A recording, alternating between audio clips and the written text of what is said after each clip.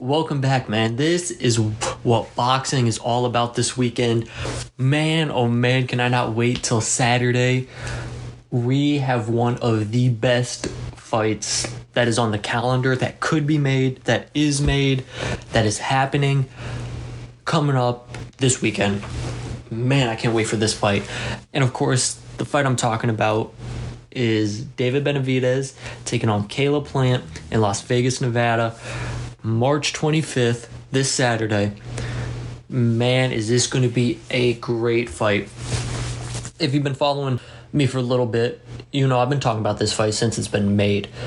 This is a fight that, when it was made, it was easily the best fight on a great schedule. We've talked about how good the schedule's been so far in boxing.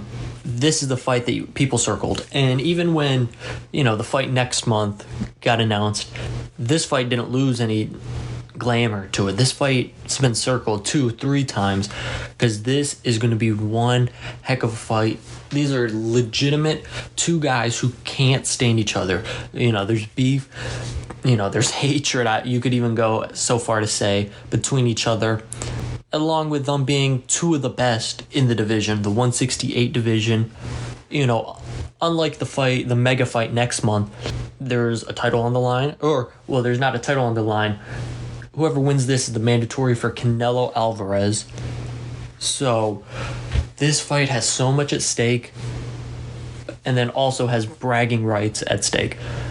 I'll get into why these two don't like each other, what they can do in this fight against each other, who I think will win. And that's the final thing about this fight, right? Usually, okay, yeah, you think this guy's gonna win, you think this, it's kind of, there's a favorite in the fight, and it's kind of goes according to plan. Obviously, boxing's, everyone's got a puncher's chance.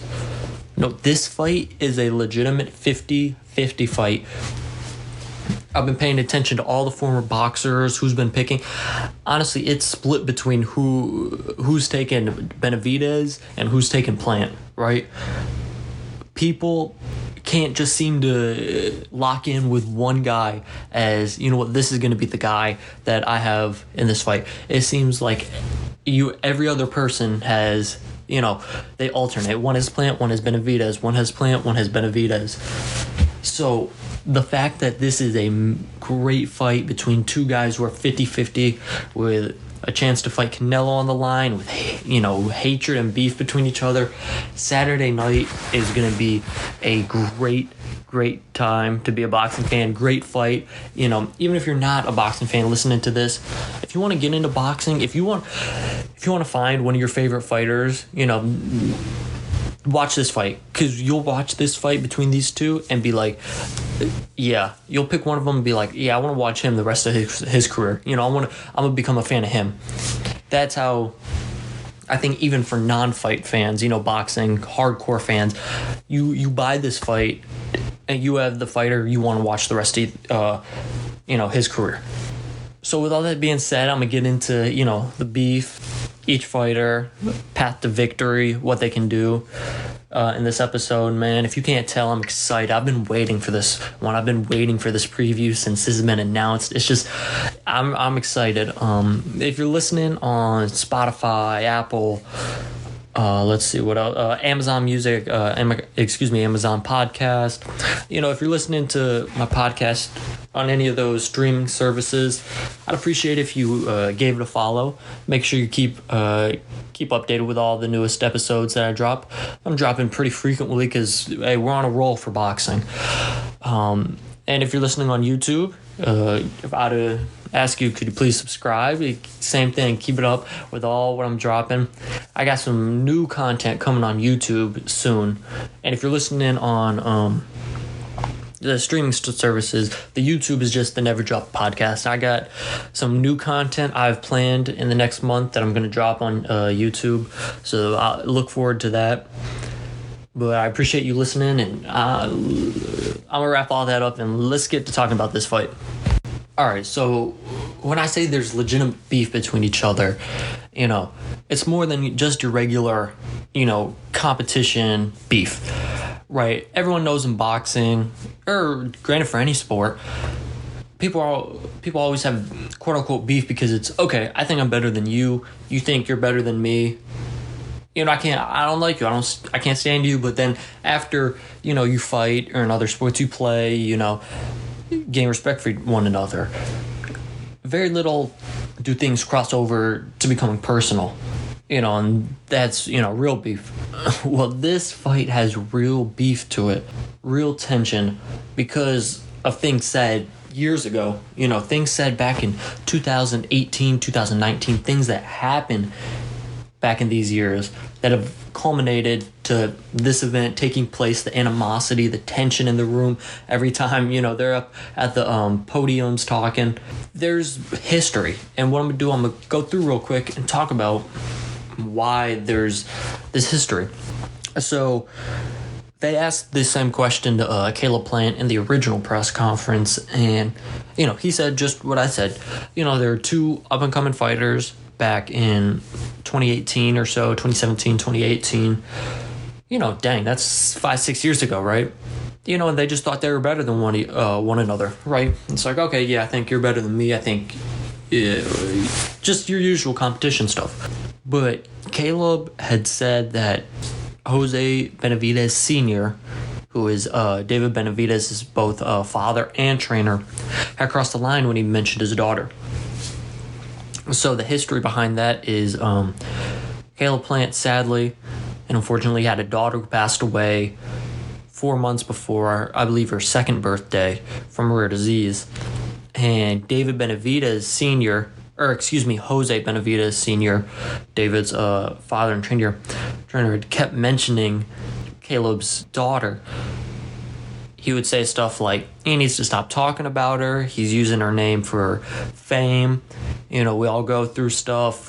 He needs to just kind of stop talking about her passing and let it go and, stop using her for fame. Caleb has also claimed that he had posted photos on Instagram. Caleb himself had posted photos with his daughter in the hospital, and Jose Benavidez Sr. had liked them, and Caleb took that personal, kind of thinking sarcastically he's mocking or he's showing support, sarcastically showing support. And obviously you can see when things become that personal over a family member that sadly passed away. I don't blame Caleb Plant in the slightest for having problems with not just David, but his father and trainer. That's going to give anybody a sort of hatred. You speaking on something that, isn't personal to you, speak on something else personal to someone else and tell them how to live their life. I understand Caleb's point of view, right? So that was what Caleb believed was the origin, and that was, I would say, one of the first things that kind of, publicly ignited the beef, I'd say. Then come 2018, it was either 2018 or 2019 that Plant had talked about David's brother. He'd done an interview, talked about his brother, and then evidently they ended up, Caleb Plant's team and David Benavidez's team, they're at the same gym, right? And obviously words were exchanged. They were both going back and forth at each other. In the video, Caleb's kind of, it just takes a while for anything to happen. It's just words being exchanged. They're talking, cursing at each other, whatnot. Then all of a sudden you see David come back and slap David's brother. Caleb slaps David's brother in the face, and everything breaks loose, more pushing and shoving, everything's going on. David said Caleb got punched in the face. There's video of this. You want to go look it up. I'm not, this isn't something on the rumor or you're hearing, in the streets of the box. No, this happened all on video. If you just look up, I think you could look up Plant versus Benavidez fight in gym 2018, 2019, something like that. You're going to see the entire video. It'd take a little while because, of course, they were yelling at each other, going back and forth, and then Caleb slaps. I couldn't tell if it was a slap or a punch. I don't think it was a punch. I think it was more of a slap. But Caleb, he was behind someone and then kind of like Supermaned over, slapped him and kind of backed up. And then I didn't see him get hit in the face, but David claims that to this day he's been claiming that Plant got hit in the face and didn't do anything.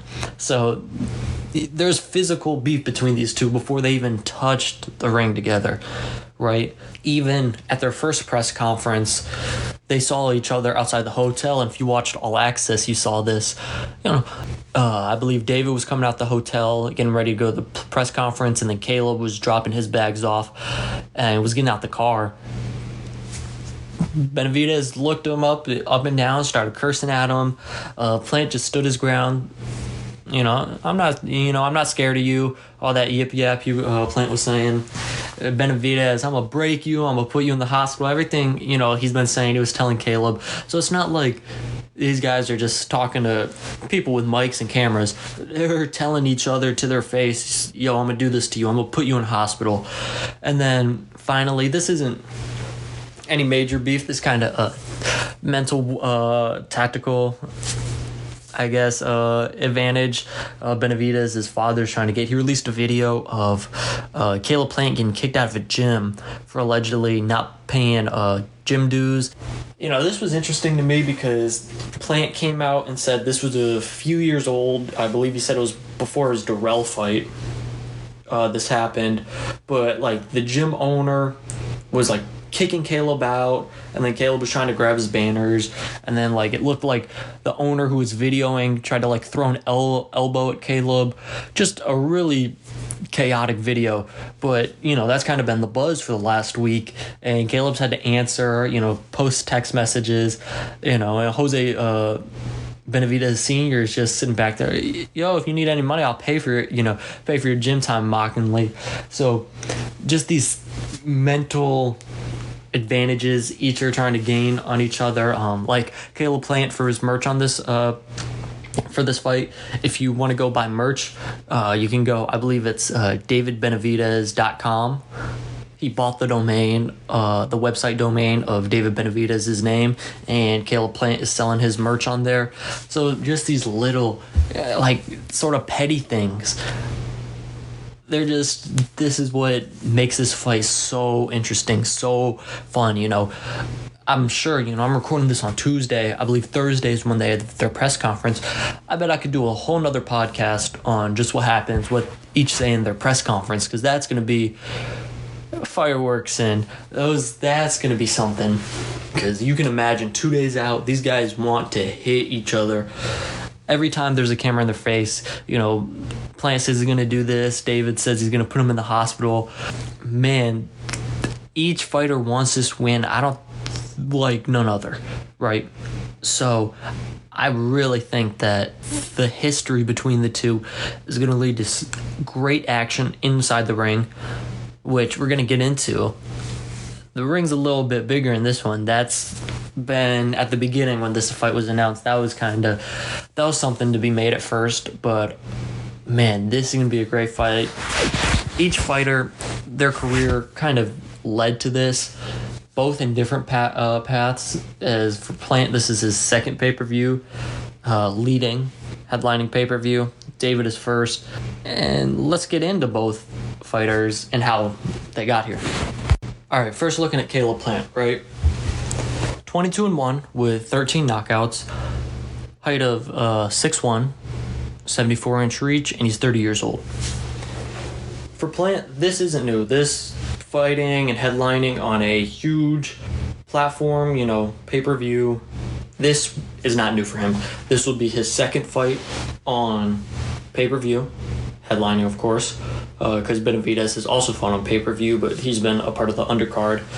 That first fight for Plant was against Canelo Alvarez, the top dog at 168, and potentially top dog in the entire sport of boxing, right? That one was a solid fight, a great effort put forth by Caleb Plant, but as the 11th round came, Canelo proved why he's the man at 168, right? This fight versus Canelo happened back in November of 2021, and Come the 11th round, Plant went down twice. The referee stepped in, and that was a TKO loss in the book for Caleb Plant, his first loss of his career. A tough loss, as if you remember seeing the All Access, asking Canelo afterwards, did I get your respect? It took a toll, I think, that loss on Caleb Plant. Almost took a year off, returned 2022 in October. Right, because I think that loss to Canelo, he kind of had to go back to the drawing board. Got a new trainer.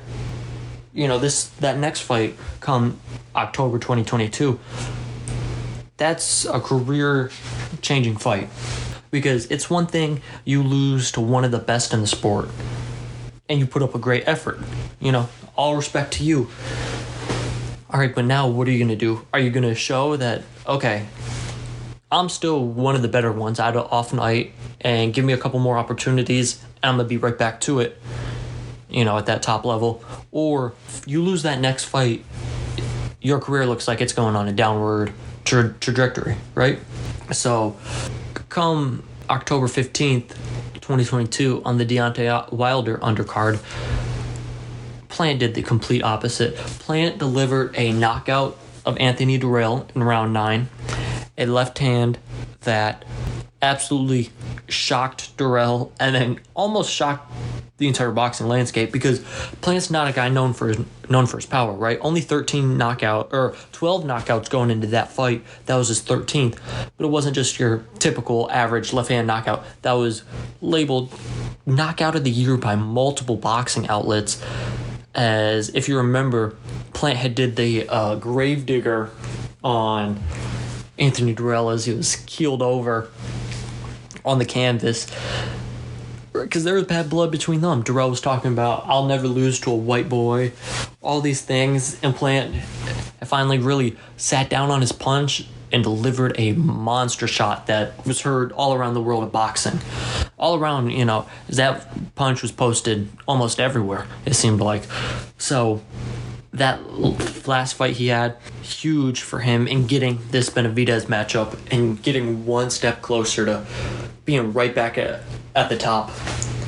Like I talked about in my Tony Harrison breakdown a few episodes ago, one thing that does nervous me that was prevalent in the Canelo fight was, as the later rounds go, a little bit he starts to fade.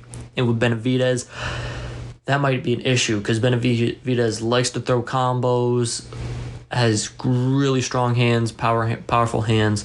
That's what scares me. But we'll talk about that in the breakdown. But, that's how Caleb Plant's gotten here. This moment isn't necessarily new to him. This is something he wants, he's been at.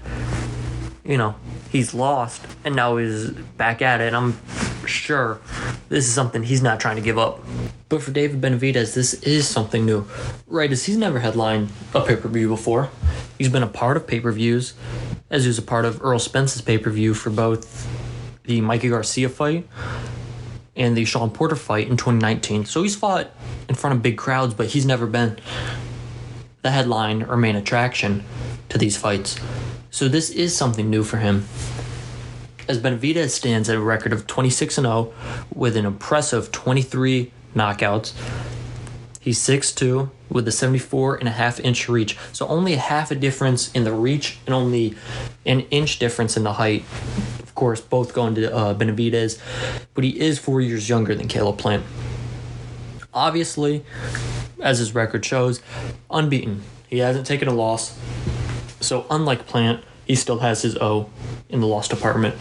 Along with Plant, he hasn't been the most active. Saying that because he actually fought a week later than Plant did when Plant took on that fight versus Canelo. A week after the Plant-Canelo fight, Benavidez won by TKO against Karan Davis. That was in November 2021 as well. And then his last fight was against David Lemieux in, when was it that? That was May 21st, 2022, where he won in a third round knockout, or TKO, of Lemieux, who's a solid fighter, of course, obviously gone up in age. But one thing that people like to point to is Benavidez never fought anyone like Plant. And honestly, Benavidez actually said something similar. He said, yeah, my resume is light, but that's not my fault. No one wants to fight me. Which, for a man who Mike Tyson named the Mexican Monster, I got to agree with him. He has almost been the boogeyman at 168. No one wants to take on Benavidez. He's been around for a long time, right? He has been around. He's been boxing for a long time. His older brother does it. His father did it. Kind of runs into the family. And no one's wanted to take on the challenge of David Benavidez, at least not the higher guys in the division. Now we're seeing Plant take on Benavidez, for that opportunity to be like, forget knocking on the door of, hey, I think you guys got to fight me. The winner of this kicks down the door for Canelo and says, hey, you got to fight me. I need this fight now, right? So while he's proven unbeaten, almost knocked out every person he's fought, there has been controversy in Benavidez's career, right? 2018, lost his title by testing positive for cocaine before a fight, evaded testing. Subsequently, he was suspended for 4 months. Something he said he's fixed. Was just completely different lifestyle now. It's different. But that was only the first time he lost his title not in the ring. The second time came in 2020 when he missed weight at 168, as he came in, I believe, at 170.8, so almost 3 pounds over. So he does have a history of losing a title not in the ring. Granted, I don't think either one of those are going to be an issue, especially when you're in a mega fight like this. I don't think the former was going to be an issue, and I don't think the latter and missing weight's going to be an issue. I think there's no way in the world you miss weight for such a big event like this. So that's how both men have got here. Plant has had more experience in these bigger moments, but Benavidez has shown, hey man, 26 have came forward, 26 have left with an L, and 23 of them have left with an L after being put on the canvas, right? He's shown he has that power. Now, can Plant withhold that power? Can he do something different that Benavidez maybe has never seen before? Come Saturday, we're going to find out. And that's what I'm going into with my breakdown and how each fighter needs to do what they need to do to come out of there victorious. All right, so getting into what we should expect for Saturday night, which both fighters should, do or look for in this fight. One thing of note that I do want to point out that goes into one of my points for Caleb Plant, this fight is actually being fought in a bigger ring. This ring is going to be 22 by 22. And was actually requested by Caleb Plant and his team before the fight. When this first was announced, Benavidez and his team had a lot to say about it. He just wants to run, can't fight me in a normal ring. Lately, though, I haven't heard too much from them about this issue. I think they kind of realized, hey, this wasn't, something that was going to throw the fight off like we see in other negotiations. People are like, okay, I need this or else no fight. I think they kind of blindly accepted it without looking at it, and they kind of realized, all right, I agreed to this, I gotta fight. So that'll be something interesting. Make sure to keep an eye out on it. Along with it, this goes into my point for Caleb Plant. He's got to move. He's got to move around the ring, create different angles to get shots off on Benavidez, because I want Plant to use his jab. I want him to make Benavidez feel uncomfortable, have him go into that high guard, open up the body, kind of shell up the way Plant would make Canelo shell up a little bit, so he doesn't get those opportunities to keep putting on big power punches on Plant, right? Plant, you keep them occupied, they can't be thrown at you all the time. Along with the fact, if you keep moving, Benavidez has had a hard time.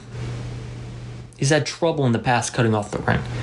That win against Kyron Davis in 2021, if you look at the footage, at the tape, Benavidez had a little bit of trouble cutting off the ring against Davis. Obviously, his power, speed, everything came to the point where it wasn't needed. But against an opponent like Caleb Plant, Benavidez is going to need to do everything he can in order to secure this win. So I think him cutting off the ring will be huge.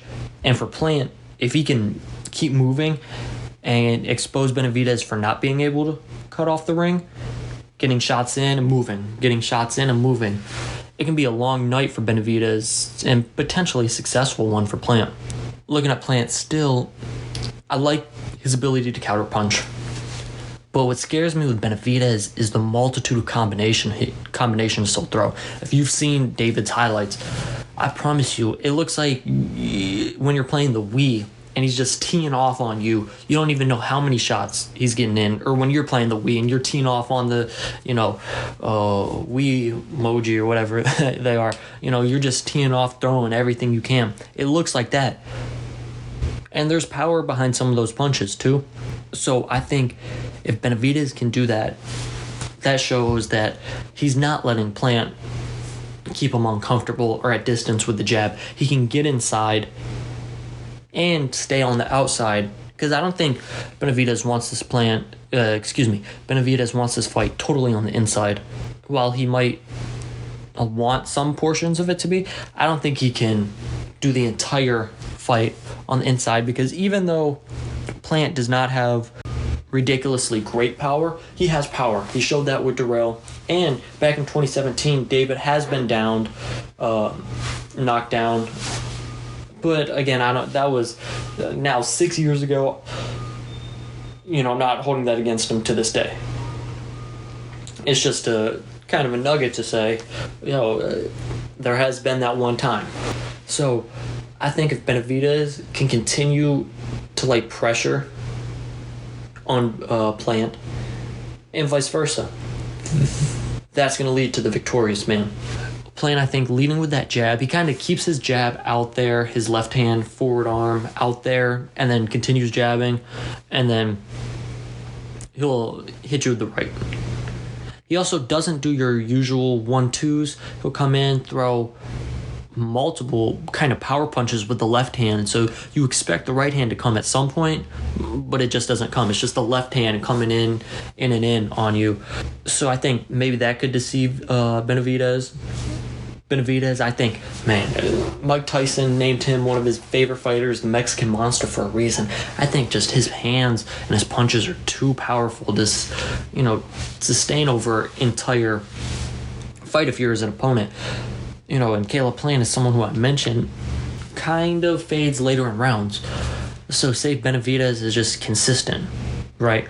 Consistent in his work, not giving Plant kind of time to set up and throw those jabs and throw those left hands and every now and again throw combinations, move around. If Benavidez stays consistent with the jab, his power punches, I think this fight is good for him and potentially leads to a knockout. And saying what he says, he's going to knock out Caleb Plant. So saying all that, a lot of things go both ways with the fighters. Again, it's a 50-50 fight. These fighters are similar and different. Right, we know Benavidez is a hard hitter. Plant has moments, but he's not as hard of a hitter. But Plant is a great boxer, while Benavidez he's a solid boxer. Plant does everything well, and Benavidez does a lot of things well. Right, so this is as close as a 50-50 fight you can get. I guess it's prediction time, and man, I've flip-flopped on predictions because I'm listening to what people are saying about this fight. Man, I teased this in my last episode when I teased this fight. I was like, I don't, who knows? I might change my pick. So, March 21st was when I'm recording this, Tuesday, March 21st.